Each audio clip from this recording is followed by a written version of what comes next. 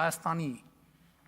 միջազգայինորեն ճանաչված տարածքը 29743 քառակուսի կիլոմետր է։ Եվ այս թվաբանության մեջ Ադրբեջանի անկլավները չեն մտնում։ Եվ դրանք արտահայտված են այն քարտեզներով, որը արտահայտում է 1991 թվականի Ալմա-Աթայի հռչակագրի իրավիճակը։ Հիմա ասել, որ չէ, տեն չի, նշանակում է ասել, որ Հայաստանի ինքնիշխան միջազգայինորեն ճանաչված տարածքը 29743 քառակուսի կիլոմետր չի։ Սա նշանակում է պատերազմ հայտարարել։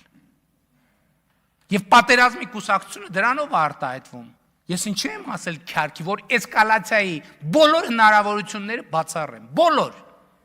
Հիմա չկա այլևս որևէ կետ, որի շուրջ հնարավոր է էսկալացիա անել, պրովոկացիա անել եւ քարուքանդ անել Հայաստանի եւ Ադրբեջանի միջև խաղաղությունը։ Էլի եմ ասում, ոնց ինչ սցենարով կլուծվի։ Այդ բոլորովին ուրիշ հարց է, որովհետեւ այն խնդիրները մենք մեր խնդիրներն ենք տենում, նույն խնդիրներն էլ Ադրբեջանն ունի։